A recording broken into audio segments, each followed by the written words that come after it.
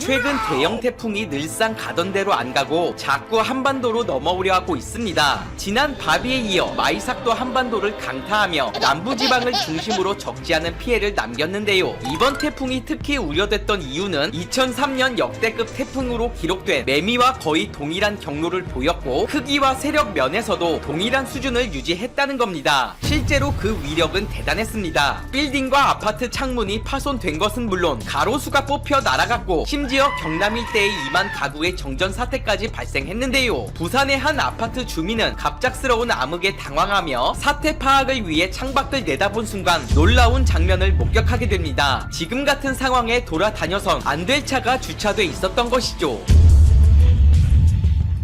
태풍 마이삭에 대해 전문가들이 유독 긴장한 이유는 단순히 한반도를 관통한다는 예상 경로만이 아니었습니다. 시기상으로도 발생 지점으로 봐도 역대 최악에 가까웠기 때문인데요. 바비는 대만 앞쪽 바다에서 발생했지만 마이삭의 경우 그보다 더 남쪽인 적도 근처에서 발생했습니다. 태풍은 따뜻한 바다로부터 에너지를 얻는다는 원리로 볼 때 더 강력하게 발달할 시간적 여유를 확보한 것이죠. 예상대로 마이삭은 중심기압 935헥토파스칼, 반경 380km까지 확장돼 한반도 전체를 뒤덮고도 남을 엄청난 규모로 성장하게 됩니다. 제주도에 거주하는 한 네티즌은 태풍의 위력을 체감하자마자 다급히 SNS에 글을 남겼습니다. 바비보다 훨씬 강하다. 전에 무사히 지나갔다고 만만히 봤다간 큰일 나게 생겼다. 마이삭은 진짜다. 바비는 아무것도 아니었다. 바비는 예고편, 마이삭은 본편. 태풍으로 일찍 퇴근 중인데 오면서 집채만한 파도를 보고 덜컥 겁이 났다. 모두 무사했으면 좋겠다. 등등 사실상 경고나 다름없는 반응이었는데요. 결국 일이 터지고 말았습니다. 부산에 상륙한 마이삭은 그야말로 자비 없는 파괴력을 보여주며 경남 지역 전체를 쑥대밭으로 만들 기세였는데 위력이 너무나 강력했던 나머지 고리 원자로 4기가 차례대로 가동 중단이 되기도 했습니다. 원자로 자체엔 이상이 없었지만 변압기 등 각종 장치에 문제가 생기는 바람에 새벽 시간 부산 지역 일대 4만 4천여 가구엔 마치 EMP 폭탄이 터진 것처럼 정전 사태가 일어나고 말았는데요. 이에 각종 온라인 게시판에는 상황의 심각성을 알릴 목적으로 각종 짤방들이 공유되기 시작했습니다. 처음엔 대부분 정전 사태와 침수 상황을 알리는 게시물이 인기를 끌며 그쪽으로 화제가 모아졌습니다. 그런데 중간에 이상한 사진이 하나 올라오자 뜬 눈으로 밤을 지새우던 모든 네티즌들이 순간 경악하기에 이릅니다. 실시간 부산 쿠팡 근황이라는 제목의 이 게시글엔 태풍 속에 쿠팡 화물차가 한 대 서 있는 모습이 담겨 있었는데요. 주차 라인에 서 있던 것도 아니었고 헤드라이트가 켜져 있는 걸 보면 배송 업무 중이 분명해 보였습니다. 사진이 찍힌 시간은 이제 막 태풍이 부산을 지나고 있던 새벽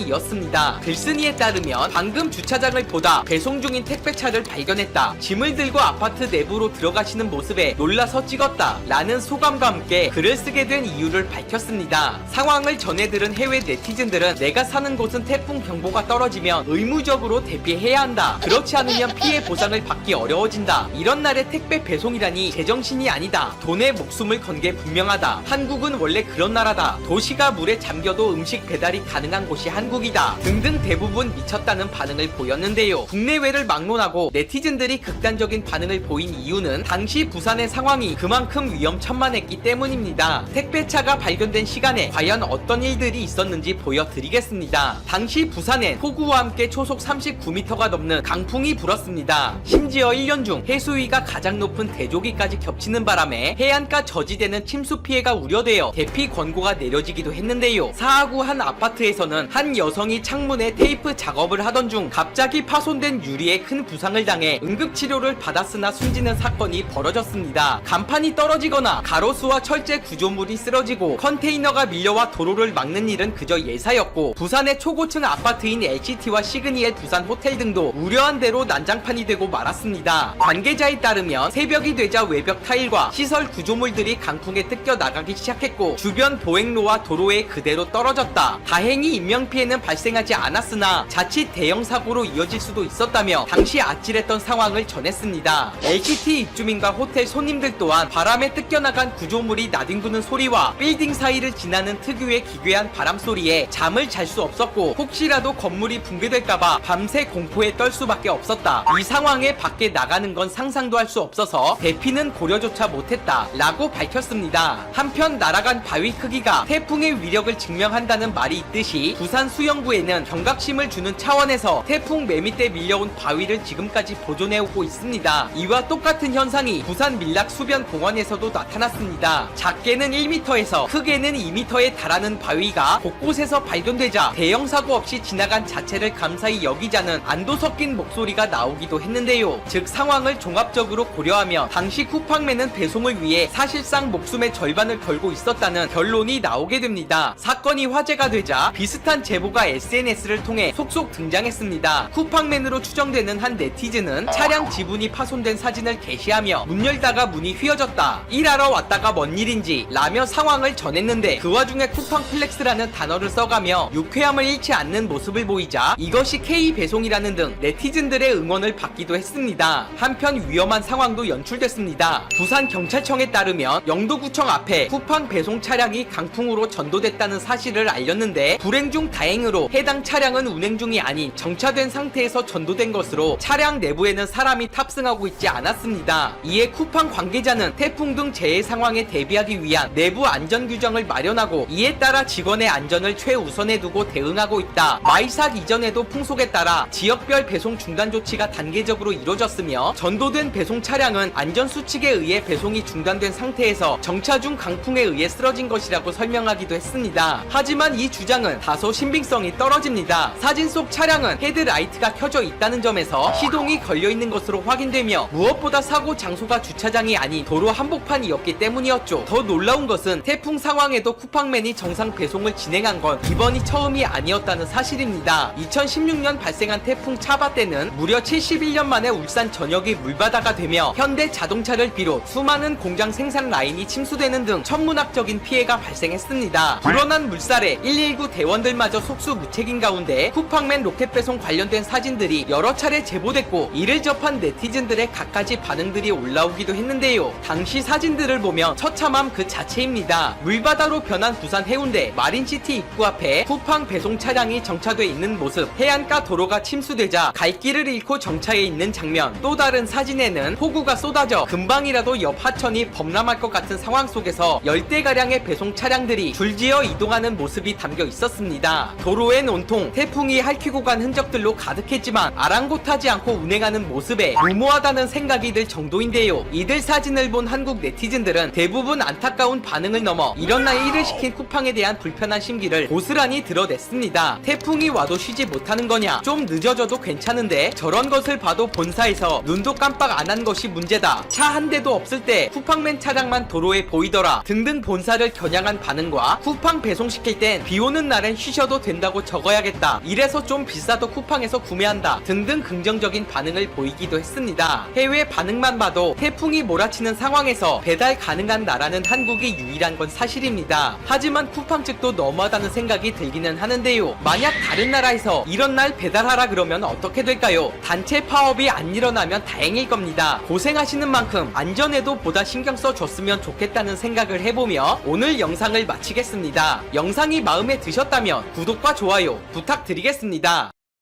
독도를 둘러싼 한국과 일본의 치열한 물밑 작업, 미국과 중국의 패권 경쟁이 갈수록 치열해지고 있습니다. 그리고 두 나라를 둘러싼 동맹국들의 참여도 적극적으로 이어지고 있습니다. 일본의 경우 완벽히 미국의 편에 섰습니다.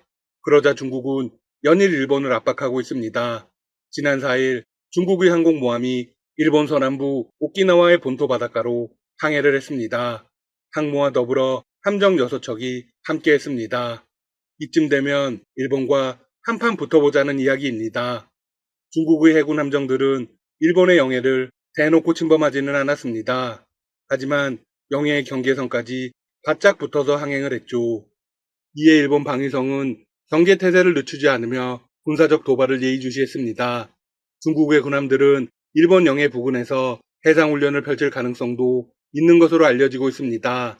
게다가 중국은 센가쿠 열도 영유권 주장도 강도를 더 높이고 있습니다. 따라서 앞으로 중일 관계는 더욱 악화일로로 갈 듯합니다. 한편 한국은 일본과 완벽히 다른 상황이라고 볼 수 있습니다. 미국도 중국도 간절히 한국만을 찾고 있습니다. 미중 갈등이 심해질수록 한국을 향한 러브콜은 더욱 뜨거워질 것으로 보입니다. 미국과 중국이 동시에 한국과의 기술 동맹을 원한다고 밝혔습니다. 두 나라의 정보 기술을 둘러싼 패권 전쟁이 가속화하면서 한국의 전략적 입지와 선택이 매우 중요해졌습니다. 한국이 사실상 열쇠처럼 작용하고 있는 것입니다. 그만큼 중요한 나라이고 기술적으로도 압도적인 성취를 이룬 나라라고 볼 수 있습니다. 지난 2일 서훈 청와대 국가안보실장은 제이크 설리번 백악관 국가안보보좌관, 기타무라 시게루 일본 국가안보국장과 미국 워싱턴 DC에서 한미일 안보실장 회의를 개최했습니다. 주요 내용은 반도체였습니다. 요즘 품귀 현상으로 매우 중요한 전략 품목이 된 반도체와 관련해 미국이 사실상 SOS를 보냈습니다. 백악관 고위 당국자는 회의를 앞두고 언론 브리핑을 통해서 이렇게 밝혔습니다. 한미일 3국은 반도체 제조 기술의 미래에 관한 열쇠를 쥐고 있다. 우리는 공급망을 안전하게 유지하는 것에 대한 중요성을 재확인할 것이다. 자, 그런데 조금 아이러니합니다. 한국이 반도체 세계 최강국이라는 건 누구나 알고 있습니다. 전 세계에서 이 사실을 모르는 나라는 없을 겁니다. 하지만 일본은 반도체와는 사실상 무관한 나라입니다. 일본이 반도체 산업에서 존재감을 상실한 건 이미 20년이 다 되어 갑니다. 따라서 이 자리는 사실상 한국을 위한 자리였습니다. 백악관은 오는 12일 경제뿐만 아니라 국가안보보좌관이 참석한 가운데 삼성전자를 비롯한 업계 관계자들을 만나게 됩니다. 즉, 삼성전자의 마음을 끌기 위한 작업에 들어간 것입니다. 미국은 경제 대공황 이후 역대 최대의 규모의 인프라 부양책을 실시합니다. 현재 바이든 대통령은 루즈벨트 전 대통령과 비교를 받고 있죠. 그런데 인프라 부양책의 핵심 가운데 반도체가 있습니다. 따라서 앞으로도 미국의 한국 할인은 계속될 것입니다. 한편 중국도 한국만을 간절히 찾고 있습니다. 지난 3일 정의용 외교부 장관은 중국 푸젠성에서 왕이 중국 외교부장을 만나 한중 외교장관 회담을 가졌습니다. 이 자리에서도 중국은 한국과의 기술 협력을 중요한 의제 중 하나로 거론했습니다. 중국은 특히나 다급합니다. 미국에게 엄청난 압박을 당하고 있기 때문입니다. 자신들의 기술 국기가 완전히 꺾이고 있는 상황입니다. 중국은 회담 직후 이런 보도 기사를 냈습니다. 중국은 한국 자유무역협정 2단계 협상을 조기에 마무리하며 5G, 빅데이터, 녹색경제, 인공지능, 직접회로, 신에너지, 보건산업 등 분야에서 협력을 강화할 계획이다. 한국과의 협의가 어느 정도 진행되었는지는 아직 구체적으로 밝혀진 바가 없습니다. 하지만 중국은 4차 산업혁명의 모든 핵심 분야를 한국과 함께 하겠다고 선포한 상황입니다.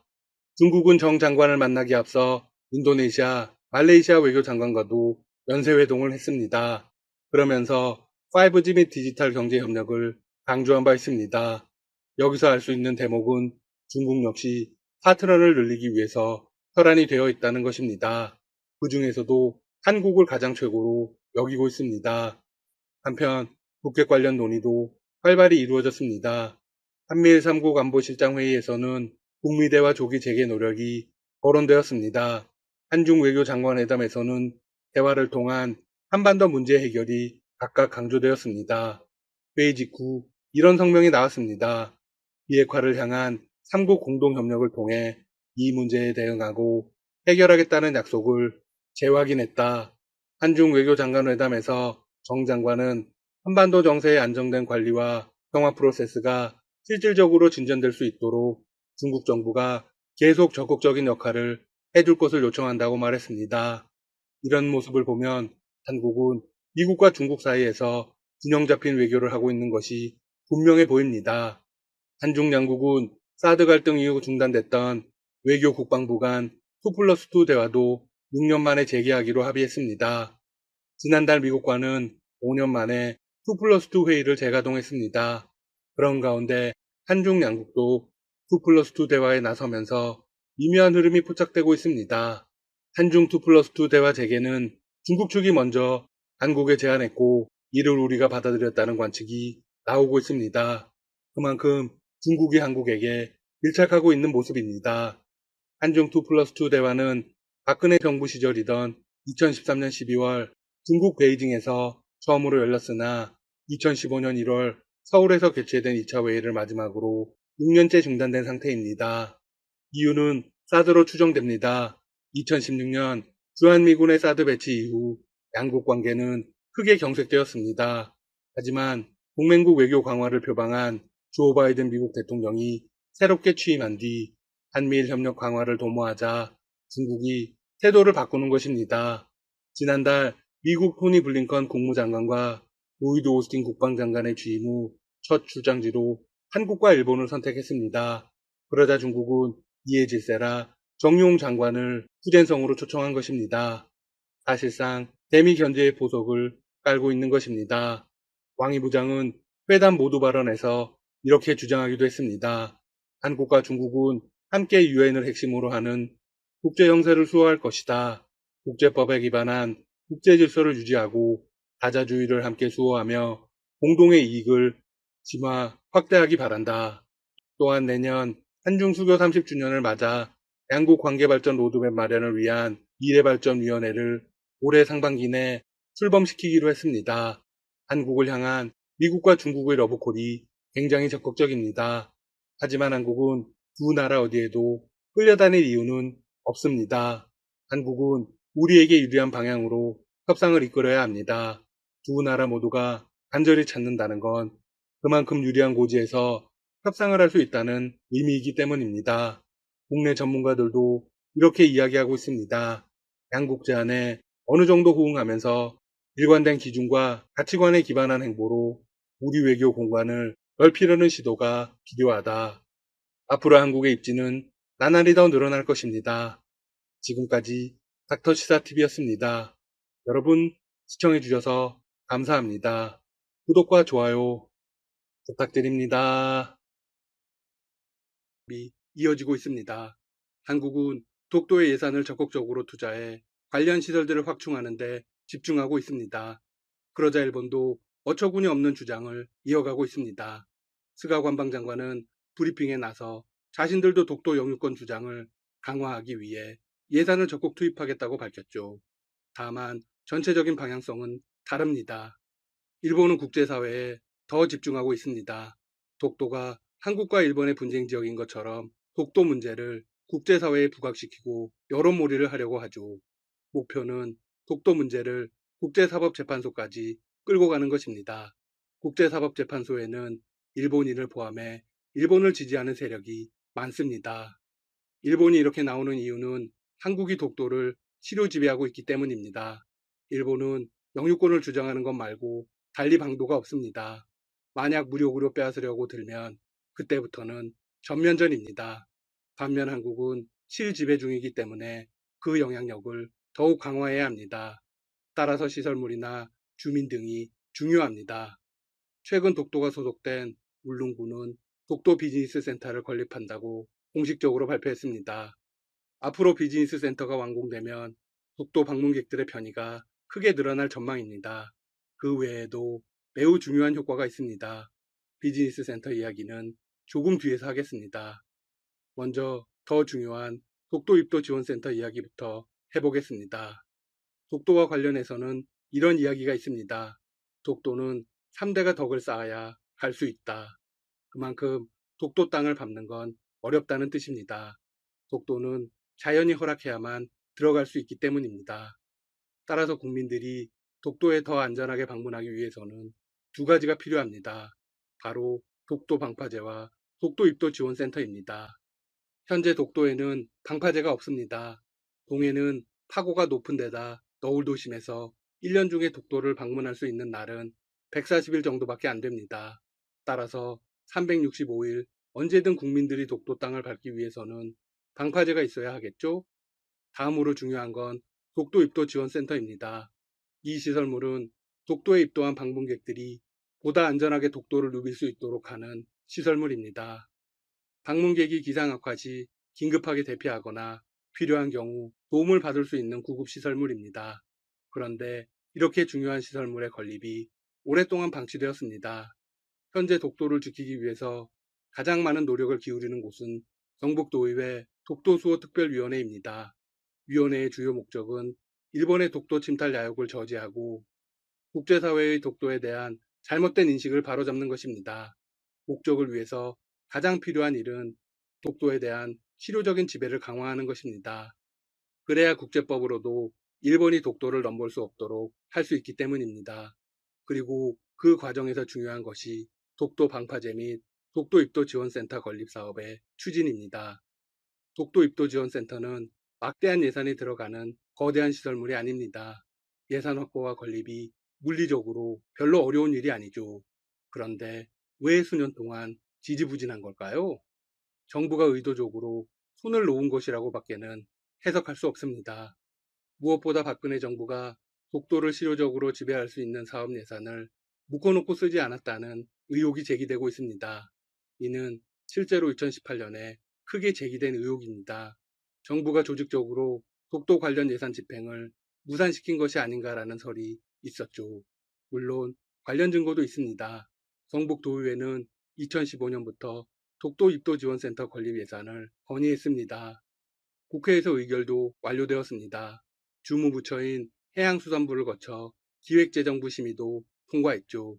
그런데 정부가 마지막에 석연치 않은 이유로 거부를 했습니다. 국회가 의결해서 국비 확보가 이루어졌는데 왜 예산 집행을 안 해준 걸까요? 2014년에도 비슷한 일이 있었습니다.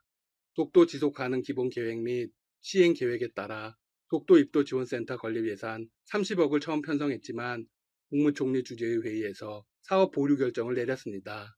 보류의 이유는 무엇이었을까요? 독도 안전관리, 환경, 문화적 경관 등의 문제점 또는 추가 검토할 사항이 있어서라고 합니다. 이에 일각에서는 박근혜 정부가 일본과 은밀한 합의를 한 것이라는 의혹도 나왔습니다. 물론 독도 내에 설치하는 시설물이라 외교적 고려를 할 수도 있습니다. 하지만 일본의 눈치를 보느라 독도 방파제 건설과 독도 입도 지원센터 건립을 미룬다면 절대로 안 됩니다. 정부가 못한다면 독도의 진짜 주인인 우리 국민들이 힘을 모아 독도 입도 지원 시설을 확충해 나가야 합니다. 다행히도 현재는 독도 입도 지원센터 건립이 다시 추진되는 분위기입니다. 일본은 그야말로 난리가 나겠군요. 비즈니스 센터 얘기도 좀 해보겠습니다. 독도 비즈니스 센터는 하반기쯤 3층 규모로 완공될 예정입니다. 이 시설물은 독도 방문객들이 독도 출발에 앞서 편안한 시간을 보낼 수 있도록 하기 위해 만드는 건축물입니다. 그동안 독도 방문객들은 독도 출발에 앞서 복잡한 사동 여객선 터미널에서 지루한 시간을 보내왔습니다. 특히 비가 오는 궂은 날씨나 무더운 여름철에는 마땅히 쉴 공간조차 없어서 큰 불편을 겪어왔죠. 하지만 비즈니스 센터가 완공되면 모두 해결됩니다. 편안한 쉼터에서 영상과 사진을 통해 독도 관련 정보를 사전 습득할 수도 있습니다.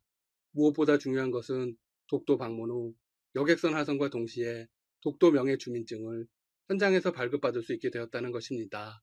독도 명예 주민이 크게 늘어나고 있습니다. 일본이 한국에 경제 보복을 하고 그 숫자가 폭증했습니다. 비즈니스 센터가 건립되면 복잡한 절차 없이 바로 발급받을 수 있습니다. 명예 주민은 더 늘어나겠죠? 치료 지배 효과도 커집니다. 현재 독도 여행객은 크게 늘고 있습니다. 경북 구미에 사는 한 남성은 40년 만에 가족들을 전부 데리고 독도를 찾았다고 하면서 이렇게 말했습니다. 대한민국 국민이면 독도는 한번 와봐야 합니다. 실제로 노재팬운동 이후 대마도는 발길이 완전히 끊어졌지만 울릉도와 독도를 찾는 관광객은 북적거렸습니다. 해외여행 대신 울릉도 독도를 찾는 독도 지킴이들이 많아진 것입니다. 대한민국 국민들 참 대단합니다. 10월 25일은 독도의 날입니다. 독도가 대한민국의 영토임을 알리고 독도 수호 의지를 표명하는 날이죠. 코로나 사태가 진정되면 많은 분들이 독도를 찾을 수 있으면 합니다. 앞으로 독도 문제는 정부만의 문제가 아닙니다. 독도 문제를 외교적인 사안이라 하여 외교부 등 중앙정부에만 맡겨두어서는 아무것도 해결되지 않고 있습니다. 오히려 경상북도가 주도적으로 독도 문제에 대응해 선제적으로 정책 방향을 제시하는 것이 낫습니다. 정부는 지원해주는 입장이니 명분을 만들기에 좋죠. 또한 국민들이 적극적으로 나서야 합니다. 그렇다고 정부가 넋놓고 있어서도 안 됩니다. 정부는 매년 독도 관련 다양한 사업을 벌이고 있습니다. 게다가 예산도 일본보다 더 많습니다. 하지만 일본보다 효율성은 떨어진다는 평가를 받고 있습니다. 그러면 이유가 뭘까요? 방향성이 잘못되었기 때문입니다. 정부는 국제사회에 더 많은 홍보를 해야 합니다. 정부는 매년 일본에 대신 동해 표기를 사용하도록 국제사회에 홍보하는 사업을 진행했습니다. 하지만 그 성과를 무려 10년째 한 번도 발표하지 않았습니다. 마지막 발표가 2009년입니다. 또한 예산을 어디에 사용했는지 그 성과가 무엇인지도 공개하지 않았습니다. 일본보다 더 많은 돈을 쓰는 만큼 더 많은 효과를 내야 합니다. 일본이 절대로 독도를 도발할 수 없도록 강력한 대책들을 내주길 기대합니다. 지금까지 닥터시사TV였습니다. 여러분 시청해주셔서 감사합니다. 구독과 좋아요 부탁드립니다.